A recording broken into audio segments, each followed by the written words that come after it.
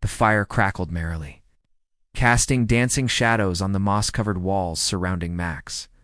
Max chose to speak of a time before the woods, and the wild things leaned in, their ears twitching with interest. It was a long time ago.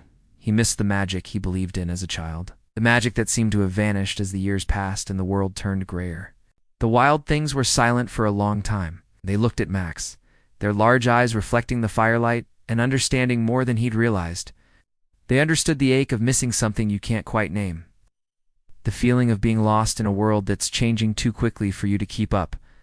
Max started. It whined softly, a sound that held both sympathy and curiosity. "Thank you," he whispered, his voice hoarse with emotion. Then, as if understanding was enough, they sat in comfortable silence.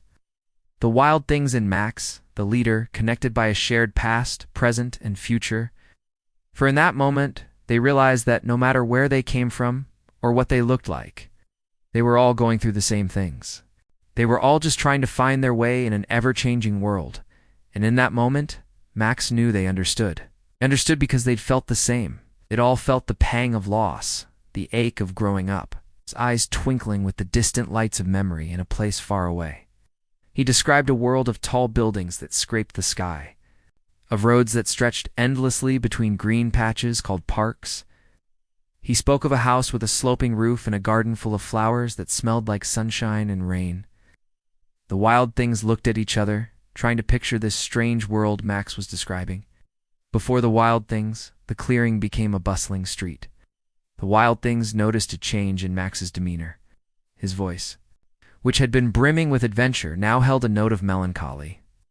Max spoke of days when the laughter faded and the streets turned lonely. He told them of the silence that followed when the front door closed and the house grew dark. He described the feeling of being tucked into bed, listening to the ticking of the clock, counting the cracks in the ceiling. The wild things stared into the fire, their own instincts telling them of the strange pangs of loneliness that echoed in Max's tale.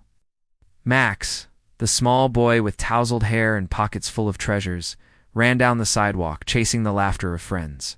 The trees stood still as houses, and the wind carried the distant sound of cars and people talking. The wild things gasped as a dog, a loud, snarling beast in Max's story, chased him up a tree. They whimpered, pressing closer together, remembering their own encounters with snarling predators. Max laughed, the sound echoing the joy he felt as he scaled the tree, reaching a sanctuary in its leafy branches.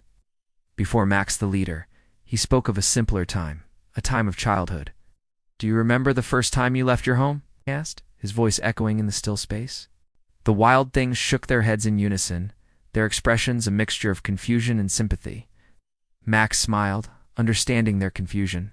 How could they understand a home they'd never known, a life before the wild? The wild things, a curious bunch with their furry bodies and oversized eyes, sat close, eager to hear whatever tale he might spin next. The night was cool, but the warmth of the fire and the comfort of Max's stories kept them cozy. Tonight he began his tale, as Max continued, but as the sun began to set, as the night deepened, Max finished his story. He spoke of a longing for the days of pirates and castles, of spaceships and dragons. Finally, one of the wild things, bolder than the rest, nudged Max with its furry shoulder. Max smiled, a grateful smile that reached his tired eyes.